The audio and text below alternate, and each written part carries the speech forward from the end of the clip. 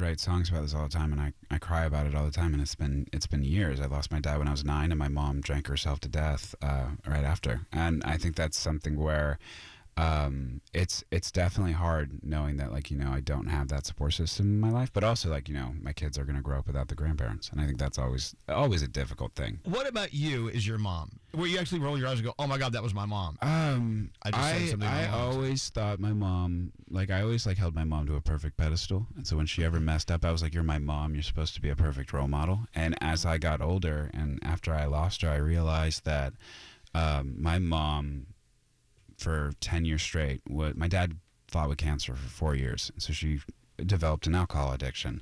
And I think when she was left with crippling debt, he died right when the recession hit, and we had nothing to our name, and she had to raise 4 kids by herself. And I remember after, I was like, you know what, I judged you for becoming an alcoholic, but you had the world stacked against you.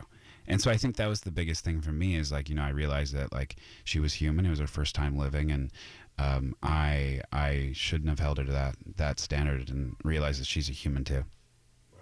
Wow. I love the fact that I can admit, I got to know my mom and dad after they passed away. And someone said, well, that's way too late. No, it's never too late. No. I really didn't get to know them until they were gone. I firmly believe you die twice. I think you die when you die, and then you die when someone stops telling your story. And I think it's really, really important to always be learning. Like, for me, I didn't know my dad very well, but I'm always asking questions about him.